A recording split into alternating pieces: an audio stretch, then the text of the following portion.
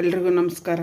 ಇವತ್ತು ಒಂದು ಪನ್ನೀರ್ ರೈಸ್ ಮಾಡ್ತೀನಿ. ಎಣ್ಣೆ ಹಾಕ್ಕೊಳ್ಳೋಣ. ಫಸ್ಟು ಎಣ್ಣೆ ಸ್ವಲ್ಪ ಇದೆ ಬಾಂಡೆಯಲ್ಲಿ, ಸ್ವಲ್ಪ ಎಣ್ಣೆ ಹಾಕ್ಕೊಳ್ಳೋಣ. ಸ್ವಲ್ಪ ಎಷ್ಟು ಎಣ್ಣೆ ಬೇಕು.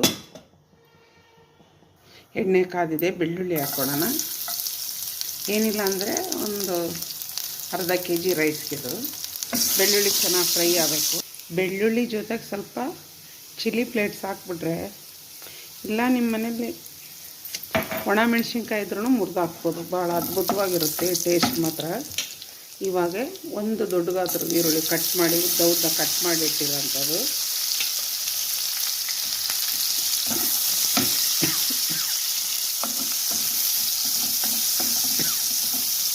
ಚೆನ್ನಾಗಿ ಫ್ರೈ ಆಗಬೇಕಿದು. ಈರುಳ್ಳಿನ ಚೆನ್ನಾಗಿ ಫ್ರೈ ಮಾಡ್ಕೊಂಡಿದ್ದೀನಿ. ನೋಡಿದ್ರೆ ಈ ಥರ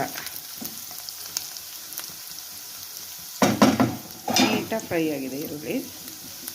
ಈಗ ನಾನು ಒಂದೆರಡು ಟೊಮೊಟೊ ಹಾಕ್ಕೊಳ್ಳೋಣ ಕಟ್ ಮಾಡಿಬಿಟ್ಟು. ಭಾಳ ಬೇಡ, ಒಂದೆರಡು ಟೊಮೊಟೊ ಮೀಡಿಯಮ್ ಸೈಜು.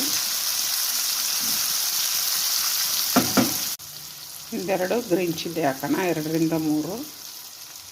ಸ್ವಲ್ಪ ಶುಂಠಿ ಬೆಳ್ಳುಳ್ಳಿ ಪೇಸ್ಟ್, ಭಾಳ ಬೇಡ, ಸ್ವಲ್ಪ ಸಾಕಷ್ಟೇ. ಮತ್ತು ಸಾಲ್ಟ್ ಹಾಕ್ಕೊಳ್ಳೋಣ, ಸ್ವಲ್ಪ ಗರಂ ಮಸಾಲ, ಅರಿಶಿನ ಪುಡಿ. ಚೆನ್ನಾಗಿ ತಿರ್ಸ್ಕೊಳ್ಳೋಣ.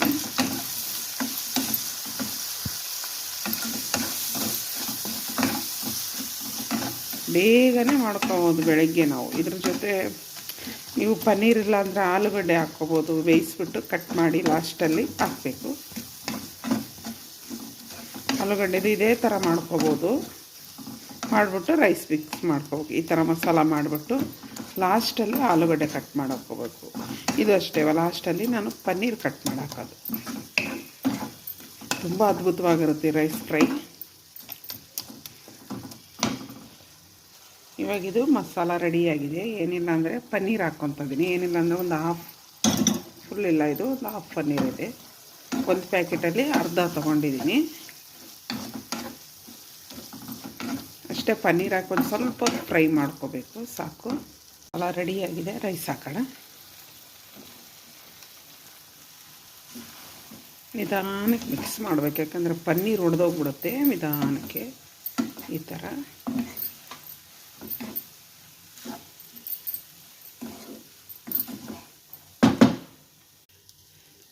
ಪನ್ನೀರ್ ರೈಸ್ ಫ್ರೈ ರೆಡಿಯಾಗಿದೆ. ಇವಾಗ ಇದು ಸರ್ವ್ ಮಾಡೋದಷ್ಟೇ. ಸೂಪರಾಗಿರೋ ಅಂಥ ಒಂದು ರೈಸ್ ರೆಡಿಯಾಗಿದೆ. ಇದೇ ಥರ ನೀವು ಮಾಡ್ಕೊಳ್ಳಿ, ತಿಂದು ನೋಡಿ. ನಮ್ಮ ಚಾನಲ್ ನೋಡಿರಿ, ಸಬ್ಸ್ಕ್ರೈಬ್ ಮಾಡಿ, ಕಮೆಂಟ್ಸ್ ಹಾಕಿ, ಶೇರ್ ಮಾಡಿ, ಸಪೋರ್ಟ್ ಮಾಡಿ, ಫುಲ್ ವಿಡಿಯೋ ನೋಡಿ.